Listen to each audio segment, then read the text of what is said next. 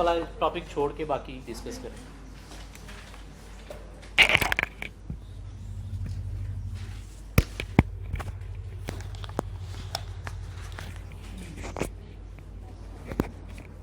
कल सुना आप लोगों का टेस्ट है चैप्टर 4 का, कंप्लीट चैप्टर का, चैप्टर 4 जो हम पढ़ रहे हैं यही वाला। कल आप इसका टेस्ट दे दोगे, मुझे उम्मीद है, यकीन भी आ जाएगा कल। लेक्चर नंबर क्या है हमारा?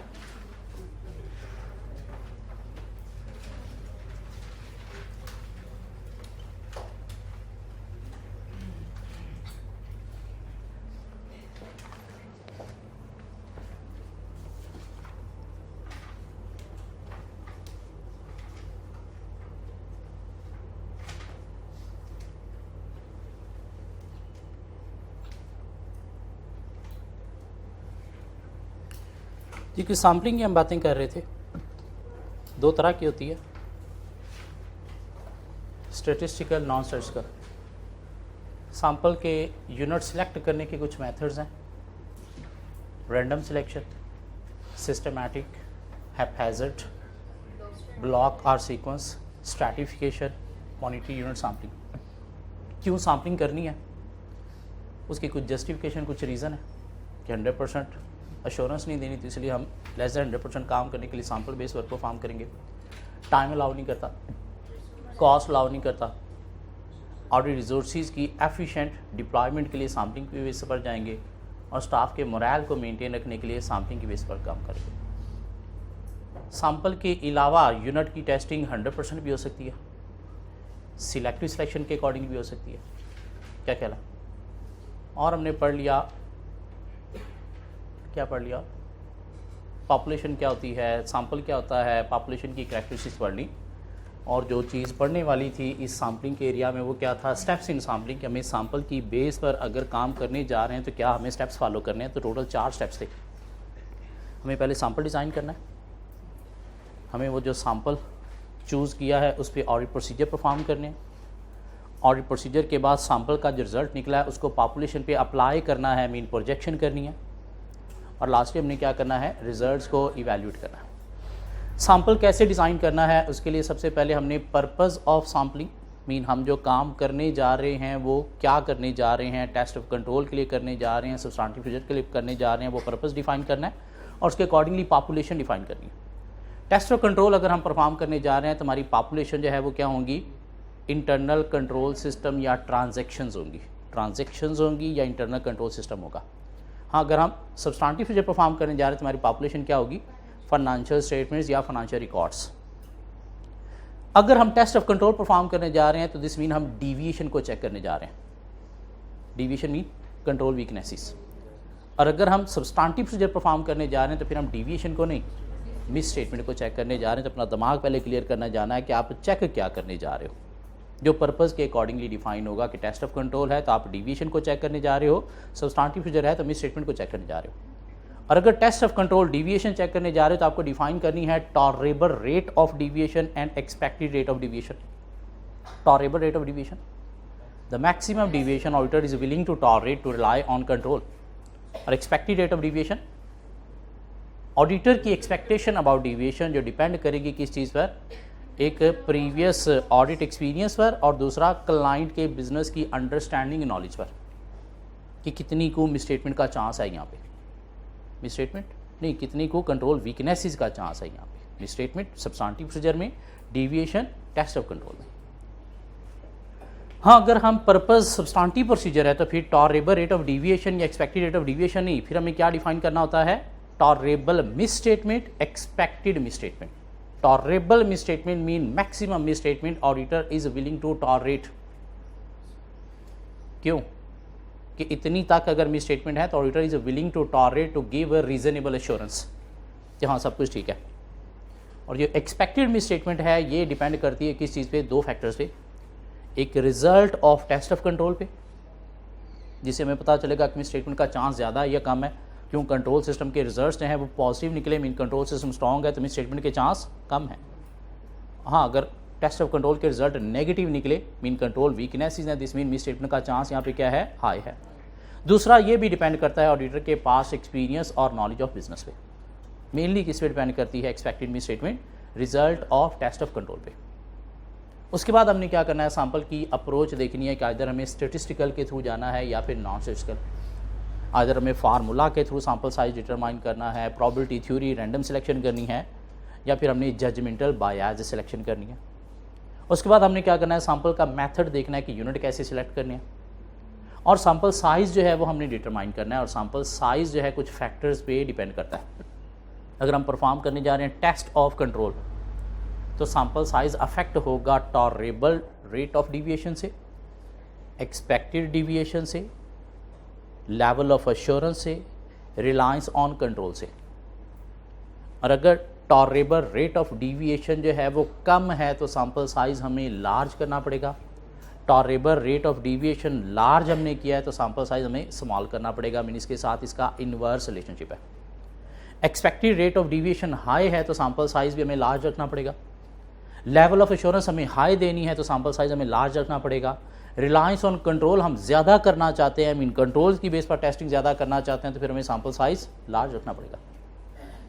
नहीं, अगर expected rate of deviation low है तो sample size small, level of assurance low हमें प्रोवाइड करना है तो सैंपल साइज स्मॉल, कंट्रोल्स पर रिलायंस हमारी इतनी ज़्यादा नहीं है, लोअर लेवल की है तो सैंपल साइज स्मॉल। पॉपुलेशन की सूरत में ऐसा सैंपल साइज अफेक्ट नहीं होगा। मतलब क्या हुआ कि चूँकि अदर फैक्टर्स की वजह से हम सैंपल साइज डिटरमाइन कर रहे हैं, तो पॉपुलेशन बड़ी हो छोटी हो उससे थोड़ा बहुत फ़र्क पड़ता है। लेकिन जब अदर फैक्टर्स की बात करेंगे फिर पॉपुलेशन क्या हो जाती है, नेग्लिजिबल, मीन इग्नोर हो जाती है। मीन पॉपुलेशन 1 लाख है, नहीं पॉपुलेशन 1000 है, तो 1000 में सपोज आपने कहा जी कि हम 50 ट्रांजेक्शन को टेस्ट करते हैं। 1 लाख में भी क्या आप 50 ट्रांजेक्शन टेस्ट करोगे, ज़्यादा करोगे? ज़्यादा करेंगे, तो थोड़ा बहुत अफेक्ट होता है। लेकिन समटाइम अगर एक अकाउंट बैलेंस ही इमटीरियल निकला तो फिर आप ज़्यादा की बजाय हो सकता है 50 ही वहाँ पे 1 लाख के ऊपर भी सैंपल साइज रखोगे, क्यों? अदर फैक्टर्स की वजह से भी इफेक्ट होता है। फिर एक लाइन हमने पढ़ी कि अगर एक्सपेक्टेड रेट ऑफ डिविएशन जो है वो वेरी हाई है, इन ऑडिटर का नॉलेज, ऑडिटर का पास्ट एक्सपीरियंस ये कह रहा है कि इस कंपनी के अंदर वीकनेसेस के चांसेस बहुत ज़्यादा हाई हैं, तो फिर हमें क्या टेस्ट ऑफ कंट्रोल परफॉर्म करने हैं? नहीं, फिर हमने क्या करना है, सब्सटेंटिव प्रोसीजर की तरफ जाना है। क्यों? वहाँ पे टेस्ट ऑफ कंट्रोल परफॉर्म करने का मकसद ही फौत हो गया। क्यों? जब आपको पता चल गया कि कंट्रोल वीकनेसेस का चांस यहाँ पे बहुत ज़्यादा हाई है, तो फिर टेस्ट ऑफ कंट्रोल परफॉर्म नहीं करने। अगर हम सब्सटेंटिव प्रोसीजर परफॉर्म करने जा रहे हैं तो सैंपल साइज अफेक्ट होगा कुछ फैक्टर से, tolerable miss statement, expected miss statement, level of assurance, stratification and application of other procedures. और टॉलरेबल के साथ सैंपल साइज का इनवर्स रिलेशनशिप है। टॉलरेबल मिस स्टेटमेंट जो है वो लो हो गई तो हमें सैंपल साइज बढ़ाना पड़ेगा। टॉलरेबल मिस स्टेटमेंट है क्या? Performance materiality. अगर मटीरियलिटी से हम आगे परफॉर्मेंस मटीरियलिटी पे, this mean tolerable miss statement क्या हो गई, कम हो गई, तो उस सूरत में हमें क्या करना पड़ेगा? कब परफॉर्मेंस मटीरियलिटी पे जाए? जब इशू के चांसेस ज़्यादा हैं, तो सैंपल साइज हमें क्या करना पड़ेगा? बढ़ाना पड़ेगा, ताकि ज़्यादा ट्रांजेक्शन टेस्ट किया जाए। टॉलरेबल मिस स्टेटमेंट हाई हो गई, मीन हम परफॉर्मेंस मटीरियलिटी से नॉर्मल मटीरियलिटी पे आ गए, तो उस सूरत में हम सैंपल साइज कम भी कर सकते हैं। एक्सपेक्टेड मिस स्टेटमेंट हाई है तो सैंपल साइज हमें लार्ज रखना पड़ेगा। लेवल ऑफ एश्योरेंस हाई है तो हमें सैंपल साइज लार्ज रखना पड़ेगा। लेकिन अगर हम स्ट्रैटिफिकेशन कर रहे हैं तो उस सूरत में हम सैंपल साइज को रिड्यूस भी कर सकते हैं।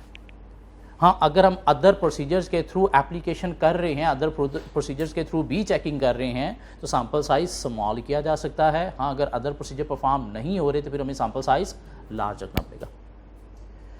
जी, यहाँ से हम क्या करेंगे? सैंपल जो है वो चूज़ करेंगे, कितने साइज़ का, किस मेथड से, किस अप्रोच से, वो हमने सारा देख लिया। और किस लिए है, कहाँ से चूज़ करना है, वो हमें ये बताएंगे कि पर्पज़ आपका क्या है, तो आपको सैंपल कहाँ से लेना है।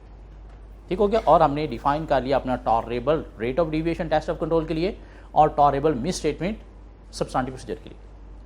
अब हम क्या करेंगे? वो जो सैंपल चूज़ किया है हमने पॉपुलेशन से, उसके ऊपर ऑडिट प्रोसीजर्स परफॉर्म करेंगे।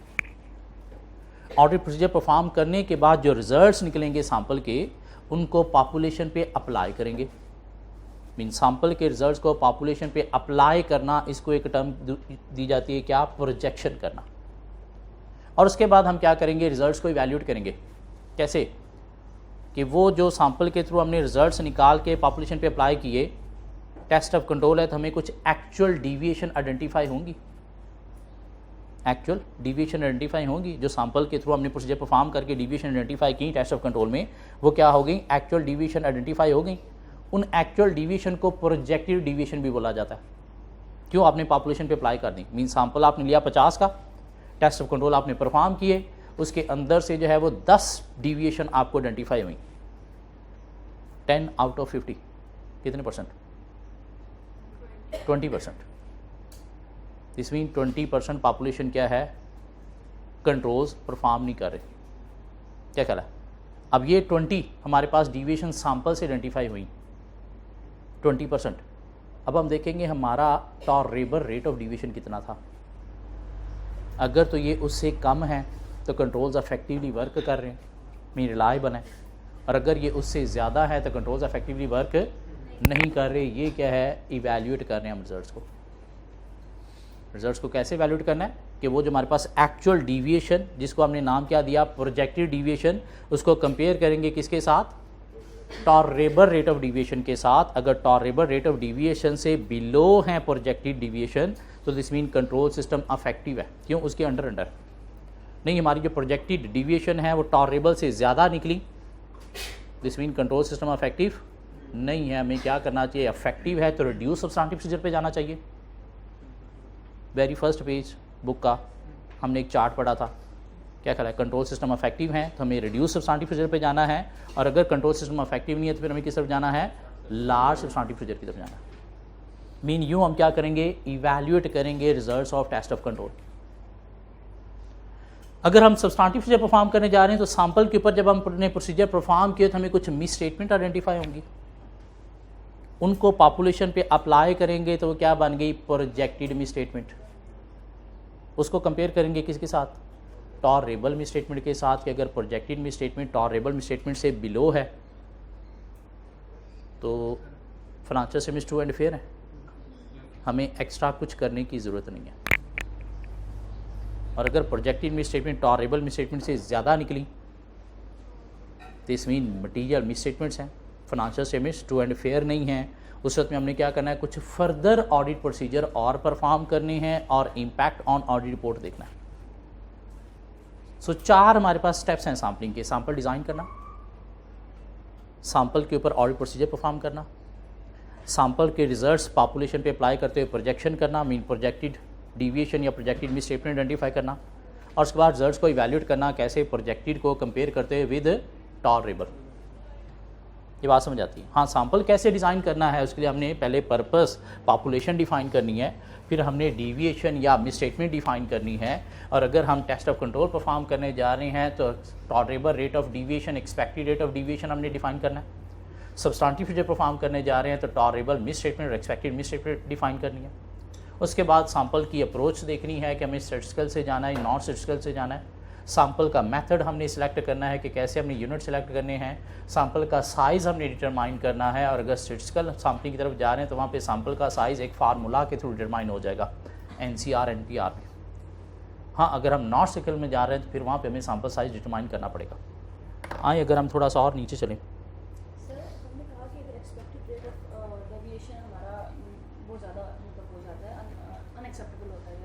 तो हम उसके लिए सब्सटेंटिव प्रोसीजर्स पे उसमें फिर हम टेस्ट ऑफ कंट्रोल की तरफ जाएंगे ही नहीं, सब्सटेंटिव प्रोसीजर्स पे जाएंगे। सब्सटेंटिव प्रोसीजर्स में भी हम सैंपलिंग ही करेंगे, उसमें भी सैंपल बेसिस पर चेकिंग करेंगे। मीन चेकिंग जो भी हमने करनी है 100% नहीं करनी, लेकिन चेकिंग हमने सैंपल साइज़ थोड़ा बढ़ा देंगे, सैंपल साइज़ थोड़ा बढ़ा देंगे जी। अगर हम जाएं, यही बातें नीचे उसने एक्सप्लेन कर दी कि determine purpose and population for sampling. Mean purpose population का मतलब क्या है, define what will the deviation या misstatement test of control perform करने जा रहे हैं तो डिविएशन को चेक करना है, और अगर सब्सटेंटिव प्रोसीजर परफॉर्म करने जा रहे हैं तो मिस स्टेटमेंट को चेक करना है।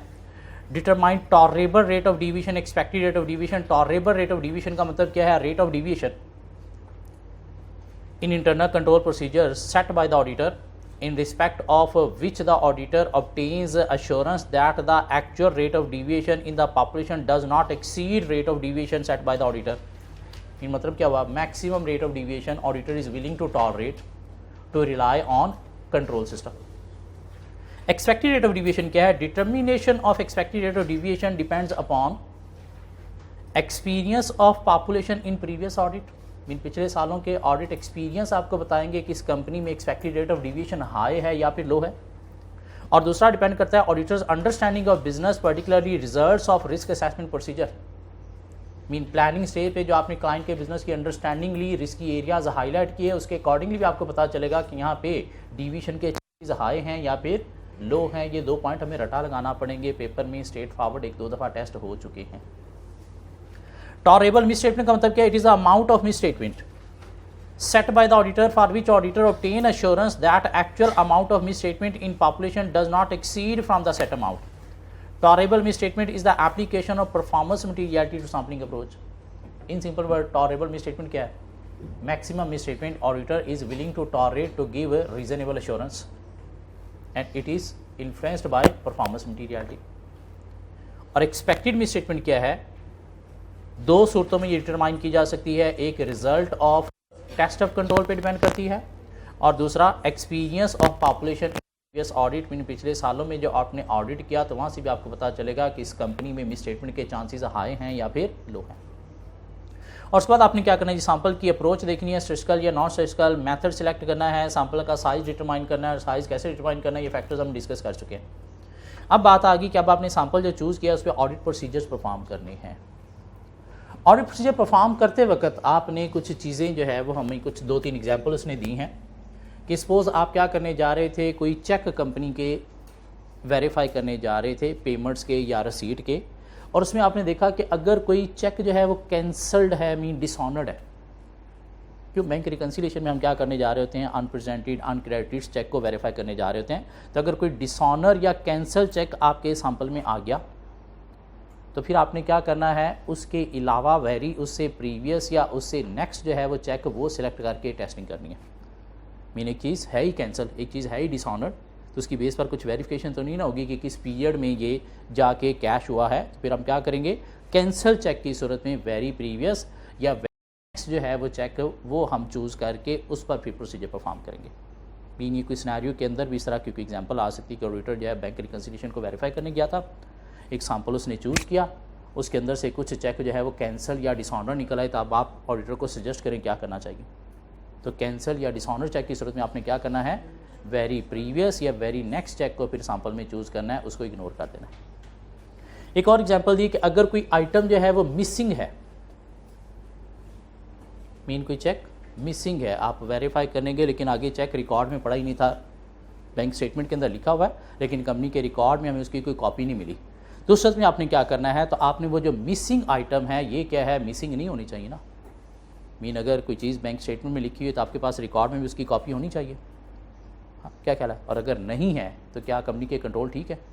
नहीं, तो इसे हम क्या कंसिडर करेंगे, control weakness, mean deviation consider करेंगे। सो कैंसिल चेक की सूरत में वेरी नेक्स्ट या वेरी प्रीवियस हम सैंपल में चूज़ कर लेंगे दोबारा से वेरिफिकेशन के लिए। और अगर कोई मिसिंग चेक निकला, मीन रिकॉर्ड में है लेकिन फिजिकली चेक की कॉपी नहीं हमें मिली, तो उस सूरत में क्या हम इसे कंसीडर करेंगे, डीविएशन कंसीडर करेंगे। क्यों? चेक्स का रिकॉर्ड जो है वो प्रॉपर मेंटेन करना एक अच्छा कंट्रोल है, और अगर नहीं आपने मेंटेन किया तो ये बात एक्सेप्टेबल नहीं है। एक और एग्जांपल कहता है जी, audit procedure if a deviation or misstatement is identified in sampling, कि हमने एक सैंपल की बेस पर प्रोसीजर परफॉर्म किए और हमें कुछ वीकनेसेस आइडेंटिफाई हुई टेस्ट ऑफ कंट्रोल की सूरत में, या मिसस्टेटमेंट आइडेंटिफाई हुई सब्सटेंटिव प्रोसीजर की सूरत में, तो हमने क्या करना है, इसको कंसीडर करना है एज ए अनोमलाई। क्या कंसीडर करना है? अनोमलाई। अनोमलाई का मतलब क्या है कि वन ऑफ इवेंट है, वन ऑफ इवेंट है। अनोमलाई का मतलब क्या है? वन ऑफ इवेंट है। एग्जाम्पल एक डिस्कस करते हैं।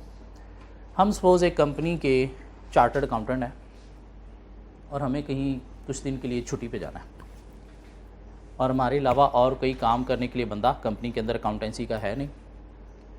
तो हमारा एक junior, very junior member company के अंदर है, तो हमने कहा कि यार 2 दिन मैं छुट्टी पे जा रहा हूँ तो तूने जाना पीछे 2 दिन ये अकाउंट्स को संभालना है। उसने कहा मुझे तो पता ही नहीं, मुझे आता ही नहीं कुछ क्या करना है। और नहीं तो कर लेगा, खैर है। और हम 2 दिन के लिए छुट्टी पे चले गए और पीछे से 2 दिन वो चीज़ों को संभालता रहा। ठीक हो गया। अब अगर ऑडिटर आके चेकिंग कर रहा है और चेकिंग के दौरान अगर उसे कुछ डिविएशन या मिस स्टेटमेंट आइडेंटिफाई होती हैं सैंपल के रिजल्ट्स पर, जिसकी पॉपुलेशन पे प्रोजेक्शन करने से पहले आपने देखना है अनोमलाई। मीन ये कहीं किसी वन ऑफ इवेंट की वजह से तो नहीं था। हाँ, अगर तो ये डिविएशन जो आइडेंटिफाई हुई हैं ये उन्हीं 2 दिन से रिलेटेड आइडेंटिफाई हुई हैं, तो फिर हमें पॉपुलेशन पे प्रोजेक्शन अभी नहीं करनी चाहिए। हमें क्या करना चाहिए, एक और सैंपल चूज़ करना चाहिए इन 2 दिन की ट्रांजैक्शन को छोड़ के, जिसकी बेस पर हमें दोबारा से रिजल्ट्स को वेरीफाई करना चाहिए। हाँ, अगर ये जो सैंपल आपने चूज़ किया इसमें उन 2 दिन से रिलेटेड कोई ट्रांजैक्शन नहीं थी तो फिर ये अनॉमलाई नहीं है, फिर ये क्या है, रिप्रेजेंटेटिव ऑफ पॉपुलेशन है। तो उस सूरत में हमने क्या करना है, फिर पॉपुलेशन के ऊपर प्रोजेक्शन करनी है सैंपल रिजल्ट्स की। मीन अगर हमने सैंपल की बेस पर ऑडिट प्रोसीजर परफॉर्म किए और हमें कोई डेविएशन या कोई मिसस्टेटमेंट आइडेंटिफाई होती है तो उसकी पॉपुलेशन पर प्रोजेक्शन करने से पहले हमने देखना है कि ये कहीं अनॉमलाई है या रिप्रेजेंटेटिव है। अनॉमलाई का मतलब क्या है, वन ऑफ इवेंट है कि हो सकता है जो सैंपल हमने चूज़ किया वो चूज़ ही उन दिनों से रिलेटेड हुआ है जहाँ पे मसले ज़्यादा थे, या हो सकता है सैंपल हमने जो चूज़ किया वो प्रॉपर हमने रिप्रेजेंटेटिव चूज़ नहीं किया तो उसकी वजह से शायद रिजल्ट अच्छे नहीं निकले। तो इसलिए हम क्या कंसिडर करेंगे, अनॉमलाई। अनॉमलाई का मतलब क्या है कि आपने दोबारा से सैंपल लेके वेरिफिकेशन फिर से करनी है, मीन एक दफ़ा और कंफर्म करना है। हाँ, अगर दोबारा से सैंपल लेके वेरिफिकेशन की फिर भी रिजल्ट वही निकले तो उस सूरत में फिर आपने क्या करना है, इसकी पॉपुलेशन पे प्रोजेक्शन करनी है। अनॉमलाई मीन कुछ चंद दिनों की अगर आपने ट्रांजेक्शन को वेरीफाई करने जा रहे हो, उन चंद दिनों में मसले ज़्यादा थे तो उस सूरत में रिजल्ट डिफरेंट आएंगे। पूरे साल की अगर ट्रांजेक्शन को आप चेक करोगे तो फिर शायद मसले उतने नहीं नज़र आएंगे। तो आपने क्या करना है, जब भी प्रोसीजर परफॉर्म करने हैं तो रिजल्ट्स को पॉपुलेशन पे अप्लाई करने से पहले कंसीडर करना है कि ये अनॉमलाई है या फिर रिप्रेजेंटेटिव है। अनॉमलाई का मतलब क्या है, वन ऑफ इवेंट है। वन ऑफ इवेंट का मतलब क्या कि कुछ अनयूजुअल सर्कमस्टांसिस की सूरत में हो सकता है उन एरियाज़ में मिसस्टेटमेंट के चांस ज़्यादा थे या डिविजन के चांस ज़्यादा थे, या आपके सैंपल जो चूज़ किया है वो प्रॉपर रिप्रेजेंटेटिव ना होने की सूरत में हो सकता है रिजल्ट ठीक नहीं आए। तो इसलिए आपने क्या करना है, एक दोबारा सैंपल लेके भी दोबारा से चेकिंग करनी है। नॉर्मलाई का मेन मकसद ही क्या है कि आपने एक सैंपल और लेके एक दफ़ा और वेरिफिकेशन करनी है। हाँ, अगर फिर भी रिजल्ट्स वही आए जो पहले सैंपल से आए हैं तो अब उसे पॉपुलेशन पे क्या करना है, प्रोजेक्शन करनी है। सो क्या कहता है, auditor procedure, if deviation or misstatement is identified in sampling, auditor shall evaluate whether this deviation misstatement is anomalous या anomaly considering its nature and cause. Mean देखना है कि कहीं हमारे सैंपल गलत चूज़ करने की वजह से है या दिनों की हमने ये ट्रांजेक्शन चेक की हैं उन दिनों में कोई बहुत ज़्यादा मसले तो नहीं थे। Are representative of population, representative का मतलब क्या है कि नहीं उन दिनों से रिलेटेड नहीं, बाकी नॉर्मल डे से रिलेटेड सैंपल था, या सैंपल साइज़ हमारा बिल्कुल ठीक था, मीन सैंपल रिप्रेजेंटेटिव ना होने की वजह से मसला नहीं आया, तो फिर क्या है, रिप्रेजेंटेटिव ऑफ पॉपुलेशन। हाँ, अगर तो अनॉमलाई है तो सूरत में ऑडिटर को क्या करना है, auditor shall not consider it for projection, तो आपने पॉपुलेशन पे प्रोजेक्शन नहीं करनी। और क्या करना है, auditor shall extend it's procedure on that specific periodic location training, mean एक दोबारा से आपको सैंपल चूज़ करके प्रोसीजर परफॉर्म करने हैं। हाँ, अगर रिप्रेजेंटेटिव है तो उस सूरत में आपने क्या करना है, पॉपुलेशन पे प्रोजेक्शन करनी है। मीन सैंपल की बेस पर जो आपने रिजल्ट्स आइडेंटिफाई किए उनकी पॉपुलेशन पर प्रोजेक्शन करने से पहले आपने कंसीडर करनी है 2 चीज़ें कि आइदर ये अनॉमलाई है या फिर रिप्रेजेंटेटिव है। अनॉमलाई का मतलब क्या है कि वन ऑफ इवेंट क्या है कि कुछ एक्सेप्शनल सर्कमस्टांसिस हो सकते हैं उन डेज़ में जिसकी आप ट्रांजेक्शन को टेस्ट कर रहे हो, या आपका सैंपल जो है वो हो सकता है प्रॉपर रिप्रेजेंटेटिव ना हो, तो ये क्या है, वन ऑफ इवेंट। तो उस सूरत में आपने क्या करना है, एक और सैंपल लेके दोबारा से वेरिफिकेशन करनी है। रिप्रेजेंटेटिव का मतलब क्या है कि कोई एक्सेप्शनल सर्कमस्टांसिस नहीं थे उन डेज़ में और हमारा सैंपल भी प्रॉपर रिप्रेजेंटेटिव है, तो दिस मीन फिर ये क्या है, रिजल्ट्स रिप्रेजेंटेटिव है। तो रिप्रेजेंटेटिव की सूरत में आपने क्या करना है, पॉपुलेशन पे सीधी सैंपल रिजल्ट्स की प्रोजेक्शन करनी है। अनॉमलाई की सूरत में आपने क्या करना है, एक और सैंपल के थ्रू वेरिफिकेशन करनी है जी। उसके बाद आपने क्या करना है, प्रोजेक्शन करनी है किस चीज़ पे, पॉपुलेशन पे सैंपल के रिजल्ट्स की। अब सैंपल के रिजल्ट्स की पॉपुलेशन पे प्रोजेक्शन कैसे करनी है, अगर तो टेस्ट ऑफ कंट्रोल आप परफॉर्म करने जा रहे हो तो जो सैंपल रिजल्ट्स हैं यही क्या हैं, प्रोजेक्टेड डिविएशन है। मीन आपने सैंपल 50 का चूज़ किया, उसमें से 10 कंट्रोल वीकनेसेस आइडेंटिफाई हुई, तो आपने क्या करना है, यही 20% पॉपुलेशन पे अप्लाई कर देना है। मीन पॉपुलेशन में टोटल ट्रांजैक्शन में से 20% ट्रांजैक्शन में कंट्रोल्स प्रॉपर्ली परफॉर्म नहीं हो रहे थे। पॉपुलेशन थी सपोज 10,000 की, तो उसका 20% कितना बना, मीन 2000 ट्रांजैक्शन पे कंट्रोल प्रॉपर्ली परफॉर्म नहीं हुए। मीन ये क्या किया हमने, सैंपल रिजल्ट्स को पॉपुलेशन पे अप्लाई कर दिया। मीन सैंपल का जो रिजल्ट है, जितने भी % आपको डिविएशन नज़र आई वही आपने पूरी पॉपुलेशन पे अप्लाई कर देनी है in case of test of control. हाँ, अगर आप सब्सटेंटिव प्रोसीजर परफॉर्म करने जा रहे हो तो सैंपल से जो मिस स्टेटमेंट आपको आइडेंटिफाई होंगी, इनको पॉपुलेशन पे अप्लाई करते वक्त एक फार्मूला के थ्रू आपने अप्लाई करना है। मीन टेस्ट ऑफ कंट्रोल की सूरत में जो सैंपल डिविएशन है वही क्या है, प्रोजेक्टेड डिविएशन है। लेकिन सब्सटेंटिव प्रोसीजर की सूरत में जो सैंपल के थ्रू आपने मिस स्टेटमेंट आइडेंटिफाई की हैं, ये प्रोजेक्टेड मिस स्टेटमेंट नहीं है। इसकी प्रोजेक्शन निकालने के लिए आपको एक फार्मूला अप्लाई करना पड़ेगा। क्या फार्मूला है कि सैंपल के थ्रू जो आपने मिस स्टेटमेंट आइडेंटिफाई की, divided by sample size into population size. Mean इसको मल्टीप्लाई करना है प्रोजेक्शन रेट से। प्रोजेक्शन रेट क्या है, population size over sample size. Mean test of control की सूरत में जो आपने सैंपल के थ्रू रिजल्ट ऑब्टेन किए, मीन जो सैंपल के थ्रू डिवीजन आइडेंटिफाई हुई, यही क्या है, प्रोजेक्टेड डिवीजन। मीन वही एज इट इज़ पॉपुलेशन पे अप्लाई कर देनी है। लेकिन सब्सटेंटिव प्रोसीजर की सूरत में जब आप मिस स्टेटमेंट को चेक करने जा रहे हो, तो उस सूरत में जो सैंपल के थ्रू आपने मिस स्टेटमेंट आइडेंटिफाई की है, ये प्रोजेक्टेड मिस स्टेटमेंट नहीं है, ये क्या है, सैंपल मिस स्टेटमेंट है। तो इसको प्रोजेक्टेड मिस स्टेटमेंट बनाने के लिए इसको आपको मल्टीप्लाई करना पड़ेगा प्रोजेक्शन रेट से। प्रोजेक्शन रेट क्या है, population size over sample size. Mean इसको क्या करोगे, मिस स्टेटमेंट को मल्टीप्लाई करोगे पॉपुलेशन साइज से और डिवाइड करोगे किसे, सैंपल साइज से। यहाँ तक बात समझ आती है। अभी थोड़ी देर में ये फार्मूला अप्लाई करते हैं एक क्वेश्चन पे। सो ऑडिट प्रोसीजर हमने परफॉर्म करने हैं सैंपल के ऊपर, तो कैसे परफॉर्म करने, अगर कोई कैंसिल चेक है तो हमने वेरी नेक्स्ट या वेरी प्रीवियस चेक जो है वो दोबारा से चूज़ करके टेस्टिंग करनी है। अगर कोई मिसिंग आइटम है तो उस सूरत में डिविएशन कंसीडर करना है। और अगर हमें कोई मिस स्टेटमेंट या डिविएशन ऑडिट प्रोसीजर के थ्रू आइडेंटिफाई होती है, तो उसकी प्रोजेक्शन करने से पहले हमने दो चीज़ें कंसीडर करनी हैं, either it is anomalous, anomaly, one off event, या फिर रिप्रेजेंटेटिव। और अगर अनॉमलाई है तो उस सूरत में आपने क्या करना है, फर्दर सैंपल लेके ऑडिट प्रोसीजर परफॉर्म करने हैं। और अगर रिप्रेजेंटेटिव है तो फिर आपने पॉपुलेशन पे प्रोजेक्शन करनी है।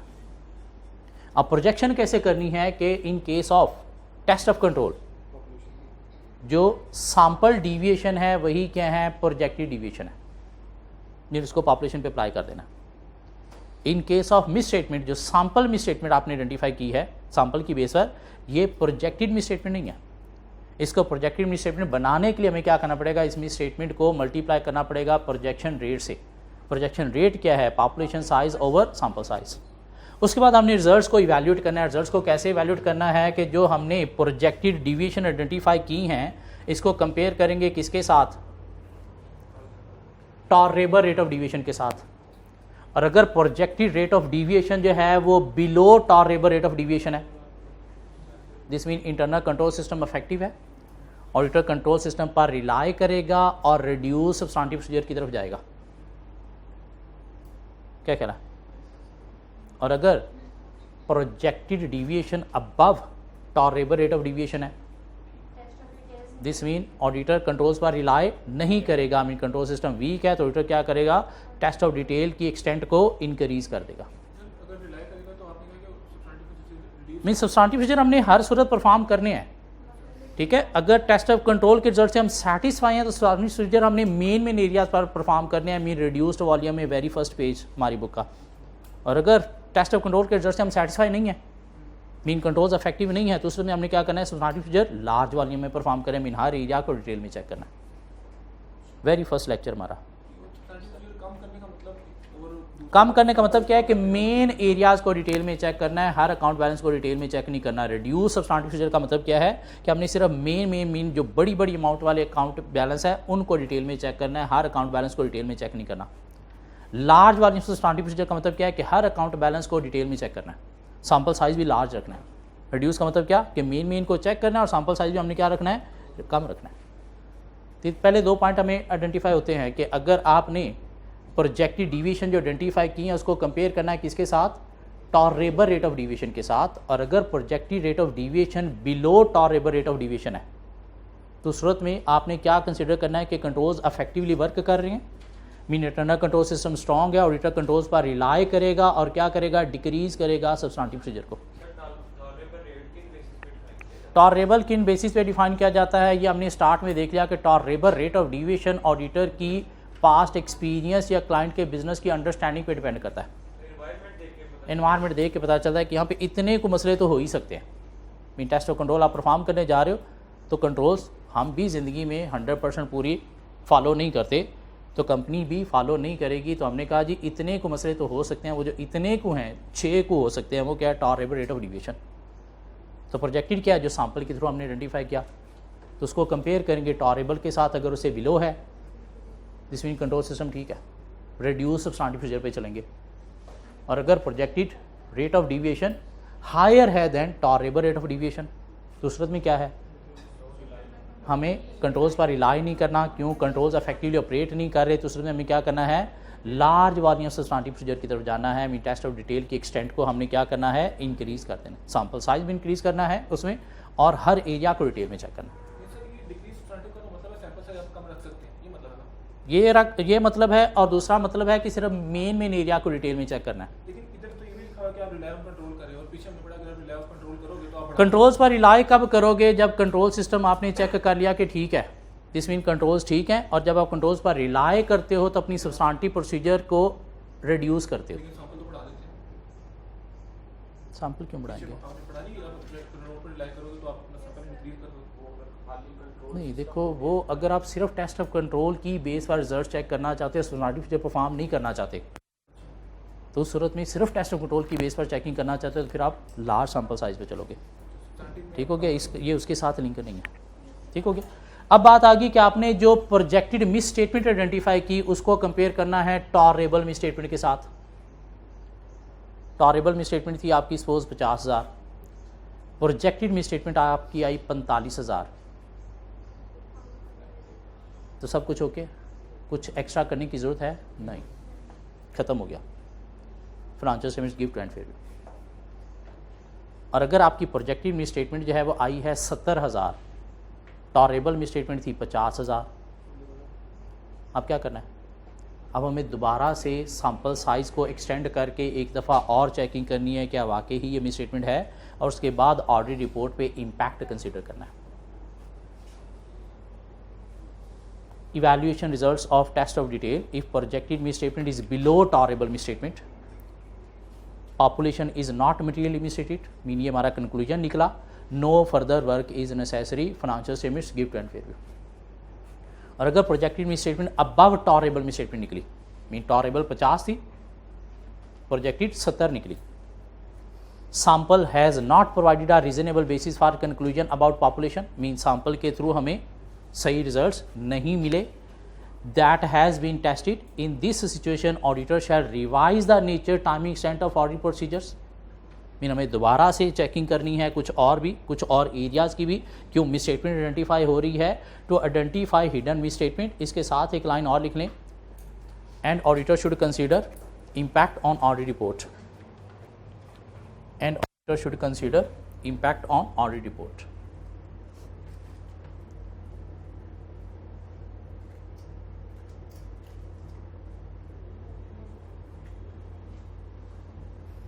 क्यों, जब प्रोजेक्टेड मिस स्टेटमेंट टॉलरेबल से ज़्यादा निकली, मीन हमने जो मिस स्टेटमेंट पकड़ी वो टॉलरेबल मिस स्टेटमेंट से परफॉर्मेंस मटीरियलिटी से ज़्यादा निकली, तो दिस मीन फाइनेंशियल स्टेटमेंट ठीक है नहीं है, हमारा ऑडिट प्रोसीजर ये कह रहा है। तो उस सूरत में हमने क्या करना है, nature, timing, extent of audit procedure बढ़ानी है, मीन अदर एरियाज़ की जो हम चेकिंग रहती है वो आप ज़्यादा डिटेल में करेंगे, और उसके बाद ऑडिट रिपोर्ट पे इम्पैक्ट देखेंगे कि आइदर सिर्फ इसी एक आइटम का आना है या बाकियों से भी कोई मिस स्टेटमेंट आइडेंटिफाई हुई है उनको मिला के आना है। अदरवाइज़ इस एक की वजह से तो रिपोर्ट क्वालिफाई होनी है, क्यों, यहाँ से मटीरियल मिस स्टेटमेंट निकल आई है। जी, सैम्पलिंग के 4 स्टेप्स हैं, सैंपल डिज़ाइन करना, ऑडिट प्रोसीजर सैंपल पे परफॉर्म करना, रिजल्ट्स की प्रोजेक्शन करना, और रिजल्ट्स को इवैल्यूएट करना। ठीक हो गया। अगर हम टेस्ट ऑफ कंट्रोल परफॉर्म करने जा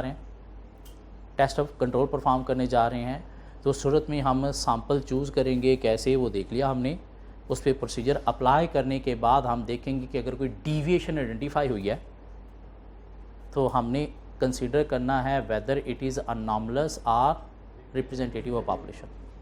और नॉमिनल्स की सूरत में दोबारा एक सैंपल लेके हमने प्रोसीजर परफॉर्म करने हैं, रिप्रेजेंटेटिव की सूरत में पॉपुलेशन पे प्रोजेक्शन करनी है। और इस सूरत में जो सैंपल रिजल्ट्स है वही क्या है, प्रोजेक्टेड रेट ऑफ डिविएशन है। और अगर projected rate of deviation tolerable rate of deviation से बिलो है तो कंट्रोल सिस्टम इफेक्टिवली ऑपरेट कर रहे हैं, कंट्रोल सिस्टम रिलायबल है, तो इस सूरत में ऑडिटर रिड्यूस करेगा सब्सटेंटिव प्रोसीजर को।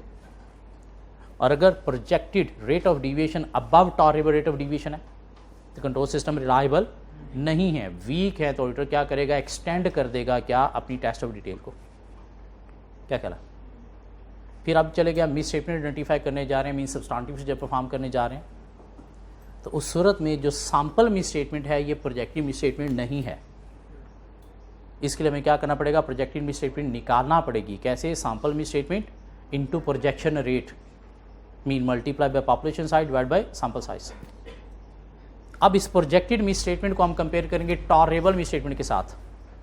अगर उससे बिलो है तो this mean financial statements true and fair हैं, फर्दर वर्क इज नेसेसरी। अगर projected misstatement tolerable misstatement से हायर है, this mean miss statement identify हुई है, तो हमें क्या करना है, nature timing extent of audit procedure increase करनी है और impact on audit report consider करना है।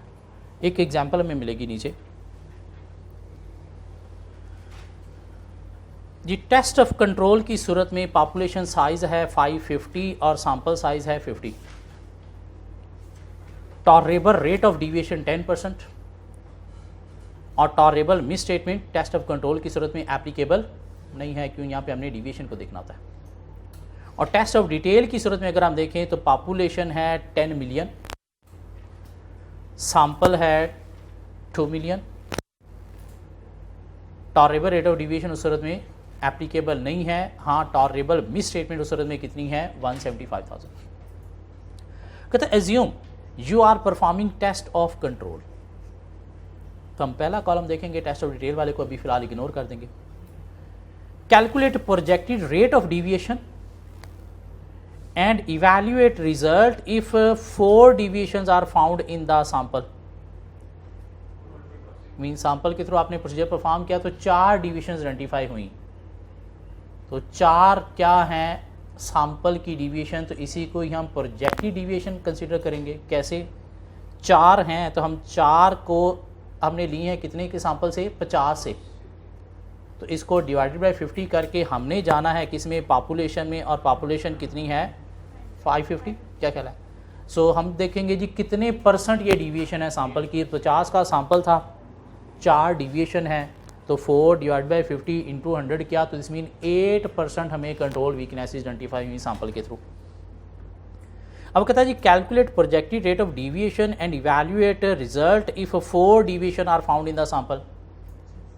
अब सैंपल के थ्रू डिविएशन निकली है 8%, आपका टॉलरेबल रेट ऑफ डिविएशन कितना है, 10%। तो दिस मीन ये क्या है, बिलो टॉलरेबल है, तो कंट्रोल्स इफेक्टिवली ऑपरेट कर रहे हैं, रिलायबल हैं, और सूरत में हम क्या करेंगे, रिड्यूस सब्सटेंटिव प्रोसीजर की तरफ जाएंगे। Part 2 A2 calculate projected rate of deviation and evaluate result if 6 deviations are found in the sample. तो 6 आउट ऑफ 50 आइडेंटिफाई हुई, तो 6 डिवाइड बाई 50 इंटू 100 किया तो कितना आया, 12%। ठीक है, projected rate of deviation compare करना है किसके साथ, टॉलरेबल रेट ऑफ डिविएशन, और वो कितना है 10%। तो प्रोजेक्टेड टॉलरेबल से हायर है, दिस मीन कंट्रोल सिस्टम क्या है, वीक है, तो सूरत में हमें क्या करना है, सब्सटेंटिव प्रोसीजर की एक्सटेंट को इंक्रीज करना है, मीन लार्ज सब्सटेंटिव प्रोसीजर की तरफ जाना है। आंसर दिया जा सकता है। अब बात आ गई नीचे पार्ट बी की। Assume you are performing test of detail, calculate projected misstatement and evaluate result if misstatement of ₹25,000 are found in the sample.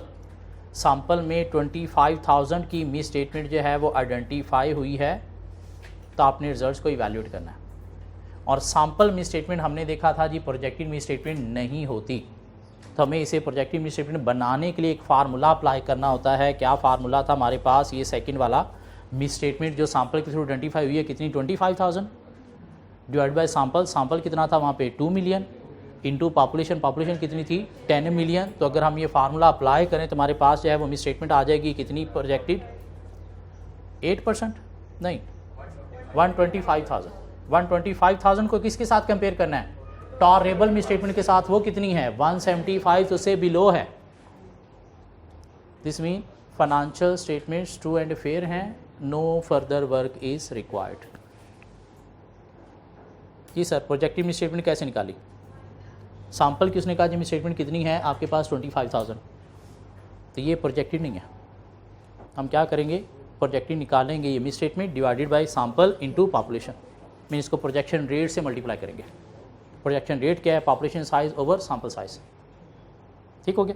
अब वो कहता है कि नहीं आपको जो सैंपल के थ्रू मिस स्टेटमेंट आइडेंटिफाई हुई है 45,000 आइडेंटिफाई हुई है, तो 45,000 into population 10 million divided by 2 million, तो इससे हमारे पास जो है प्रोजेक्टेड मिस स्टेटमेंट आ जाएगी कितनी 225,000। इससे अबव है, इससे अबव है तो हमें क्या करना चाहिए, मिस स्टेटमेंट आइडेंटिफाई हुई है तो हमें nature timing centre of audit procedure increase करनी और impact on audit report consider करना चाहिए। सर ये 8-10 नंबर का भी आ जाए, इसके अंदर आपने कैलकुलेशन किए, ये कैलकुलेशन दिमाग कॉन्सेप्ट है तो होंगी वरना होंगी नहीं।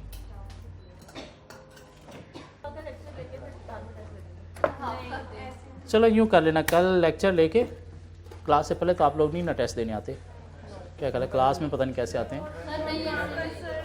कल वाली क्लास लेके फिर टेस्ट देना।